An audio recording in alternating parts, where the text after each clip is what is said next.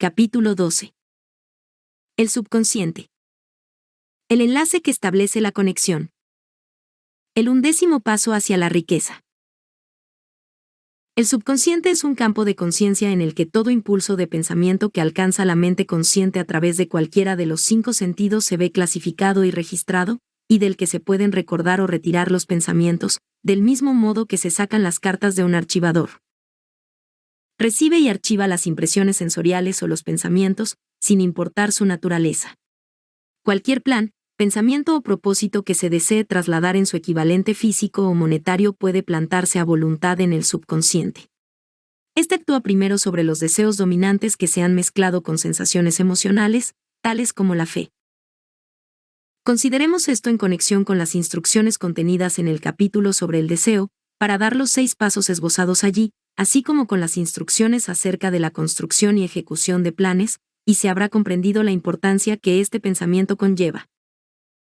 El subconsciente funciona de día y de noche.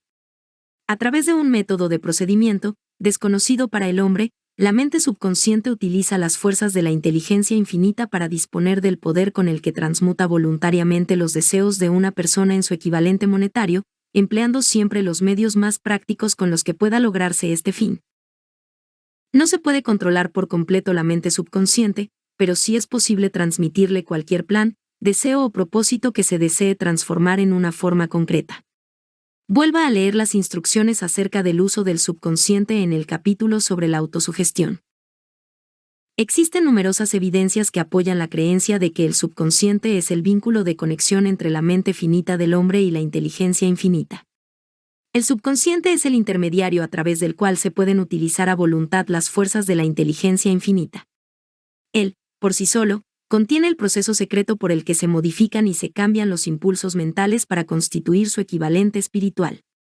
Él, por sí solo, es el medio a través del cual se puede transmitir la oración a la fuente capaz de contestar a esa misma oración. Cómo energetizar el subconsciente para el esfuerzo creativo. Las posibilidades del esfuerzo creativo conectado con el subconsciente son grandiosas e imponderables, hasta el punto de que a uno le inspiran respeto.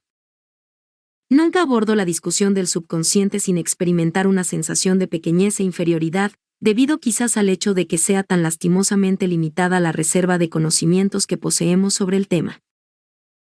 Una vez aceptada la realidad de la existencia del subconsciente, y comprendidas sus posibilidades como un medio para transmutar sus propios deseos en su equivalente físico o monetario, comprenderá todo el significado de las instrucciones dadas en el capítulo sobre el deseo. También comprenderá por qué se le ha advertido repetidas veces la necesidad de aclarar sus deseos y reducirlos a una forma escrita. Asimismo entenderá la necesidad de la perseverancia en la tarea de llevar a cabo las instrucciones. Los 13 principios son los estímulos con los que se adquiere la habilidad de alcanzar e influir sobre su subconsciente. No se desanime si no puede conseguirlo al primer intento. Recuerde que el subconsciente solo podrá ser dirigido voluntariamente mediante el hábito, y bajo las directrices expuestas en el capítulo sobre la fe. Aún no ha tenido usted el tiempo suficiente para dominar la fe. Sea paciente y persistente. Aquí se repetirán muchas de las afirmaciones hechas ya en los capítulos sobre la fe y la autosugestión, con el propósito de beneficiar a su subconsciente. Recuerde que ese subconsciente funciona de una forma voluntaria, al margen de que usted haga o no algún esfuerzo por influir sobre ella. Esto, por supuesto, le sugiere que los pensamientos relativos al temor y a la pobreza, así como todos los pensamientos negativos, sirven como estímulos para su mente subconsciente, a menos que usted controle esos impulsos, y alimente su subconsciente con un alimento más deseable. El subconsciente no permanecerá ocioso si no logra plantar deseos en él. Entonces se alimentará de pensamientos que le llegarán como resultado de su propia negligencia. Ya hemos explicado que los impulsos del pensamiento, tanto positivos como negativos, llegan continuamente a la mente subconsciente a partir de las 4 fuentes que hemos mencionado en el capítulo sobre la transmutación del sexo. Por el momento, es suficiente con que recuerde que usted vive a diario, en medio de toda clase de impulsos del pensamiento que llegan a su mente subconsciente, incluso sin su conocimiento. Algunos de esos impulsos son negativos, mientras que otros son positivos. Usted se halla enfrascado ahora en la tarea de intentar ayudar a cerrar el flujo de los impulsos negativos, y ayudar a influir voluntariamente sobre su subconsciente por medio de impulsos positivos de deseo. Una vez que haya logrado esto, poseerá la clave que le abra la puerta a su subconsciente. Además, controlará esa puerta de un modo tan completo que ningún pensamiento no deseado llegará a influir sobre su mente subconsciente. Todo aquello que el hombre crea empieza con un impulso del pensamiento. El hombre no puede crear nada que primero no haya concebido en su pensamiento. Los impulsos de este pueden ser transformados en planes por medio de la ayuda de la imaginación. Cuando está bajo control, esa imaginación se puede utilizar para la creación de planes o propósitos que conducen al éxito en la ocupación elegida por uno mismo. Todos los impulsos del pensamiento que tienden a la transformación en su equivalente físico y que se plantan voluntariamente en la mente subconsciente tienen que pasar antes a través de la imaginación y mezclarse allí con la fe. La introducción de la fe en un plano propósito, con la intención de su sumisión a la mente subconsciente, solo puede hacerse a través de la imaginación. A partir de estas afirmaciones observará usted que el uso voluntario del subconsciente exige la coordinación y aplicación de todos los principios. Haga que sus emociones positivas trabajen para usted. El subconsciente es más susceptible de verse influido por impulsos de pensamiento cuando estos se hallan mezclados con un sentimiento o una emoción, que cuando se originan solo en la parte razonadora de la mente. De hecho, hay muchas pruebas que apoyan la teoría de que los pensamientos emocionalizados son los únicos que ejercen alguna acción influyente sobre la mente subconsciente. Es un hecho bien conocido que la emoción, o el sentimiento, gobierna a la mayoría de la gente. Si es cierto que el subconsciente responde con mayor rapidez y se ve influido con más facilidad por los impulsos del pensamiento que se hallan mezclados con la emoción, se comprenderá lo esencial que es familiarizarse con las más importantes de las emociones. Existen 7 grandes emociones positivas y 7 grandes emociones negativas. Las negativas se inyectan voluntariamente en los impulsos del pensamiento, que aseguran su paso hacia el subconsciente.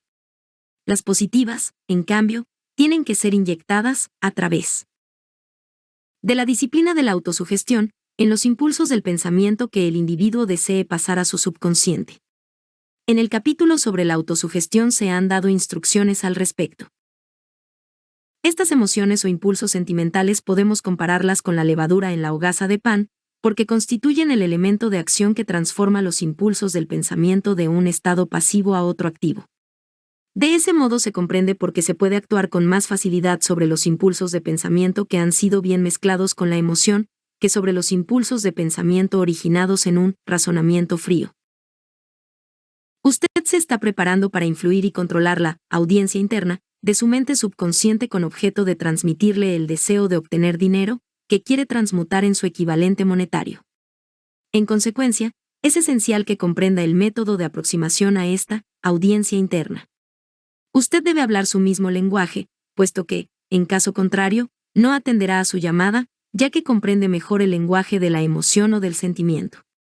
En consecuencia, describamos aquí las 7 grandes emociones positivas y las 7 grandes emociones negativas, para que usted utilice las positivas y evite las negativas cuando transmita instrucciones a su subconsciente. Las 7 grandes emociones positivas. La emoción del deseo. La emoción de la fe. La emoción del amor. La emoción del sexo. La emoción del entusiasmo. La emoción del romanticismo. La emoción de la esperanza. Hay otras emociones positivas, pero estas 7 son las más poderosas y las que se utilizan con mayor frecuencia en el esfuerzo creativo. Domine estas 7 emociones, solo podrá conseguirlo mediante el uso, y las otras emociones positivas estarán también a su disposición cuando las necesite. En relación con esto, recuerde que usted está estudiando un libro que tiene la intención de ayudarle a desarrollar una conciencia del dinero, llenándole la mente de emociones positivas. Las 7 grandes emociones negativas, que deben evitarse: la emoción del temor, la emoción de los celos, la emoción del odio, la emoción de la venganza, la emoción de la avaricia, la emoción de la superstición, la emoción de la ira.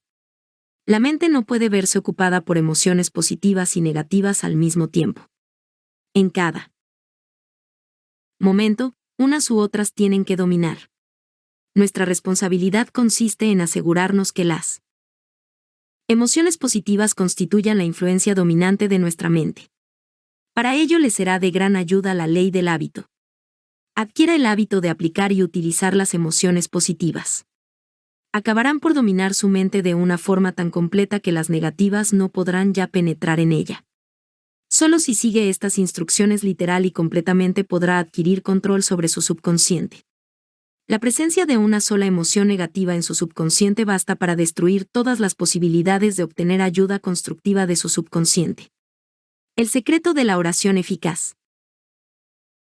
Si usted es una persona observadora, se habrá dado cuenta de que la mayoría de la gente recurre a la oración solo después de que todo lo demás haya fracasado.